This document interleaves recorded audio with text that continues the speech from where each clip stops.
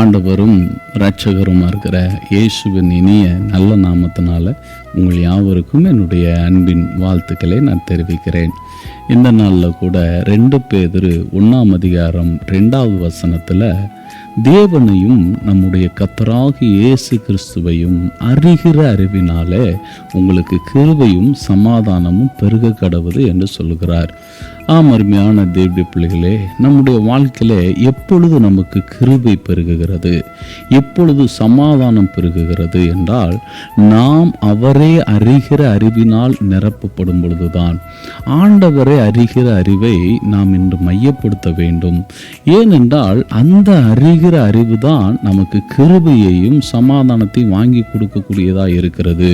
இந்த உலகத்தில் ஆண்டவராகிய இயேசு கிறிஸ்துவை நீங்கள் ஏன் அறிந்து கொள்ள வேண்டும் என்றால், அவர் அறிகிற அறிவு வரும் பொழுதுதான் உங்களுடைய வாழ்க்கையில் ஆசீர்வாதம் வருகிறது. இன்னைக்கு அநேக தேவன் எப்படிப்பட்டவர் என்பதை அறிந்து கொள்வதில் எந்த விதமான முயற்சியும் செய்வதே இல்லை. ஏனென்றால் அநேகரிடத்திலிருந்து நாம் கேட்டு தெரிந்து கொள்கிறோம். யோபுனுடைய வாழ்க்கையில் கூட யோபு சொல்கிறார், என் காதினால் உம்மை குறித்து கேள்விப்பட்டேன், இப்பொழுதோ என் கண் உம்மை காண்கிறது என்று சொல்லுகிறார்.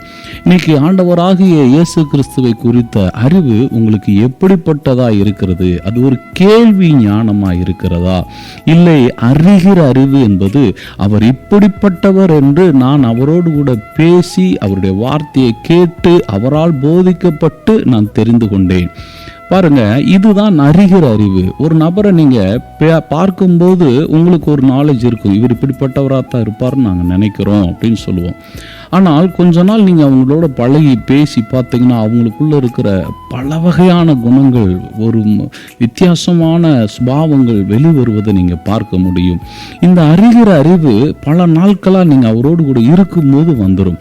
அப்புறம் நீங்கள் ஒரு முடிவு எடுத்துருவீங்க, இவங்க இப்படிப்பட்ட குணாதிசயம் உடையவர்கள், ஆனால் இப்படி பேசி கொண்டு இருக்கிறாங்க அப்படின்னு உங்களுக்கு அந்த நாலேஜ் வந்துடும். அதே போலதான் பாருங்க, இயேசு கிறிஸ்துவை அறிகிற அறிவு என்பது அவருடைய வார்த்தையை கேட்டு அவர் எப்படிப்பட்டவராய் இருக்கிறார் என்பதை அறிவதனால் நீங்கள் உலகத்தின் அசுத்தங்களுக்கு தப்பிக்க முடியும், தேவனுடைய கிருபையையும் சமாதானத்தையும் பெற்றுக்கொள்ள முடியும்.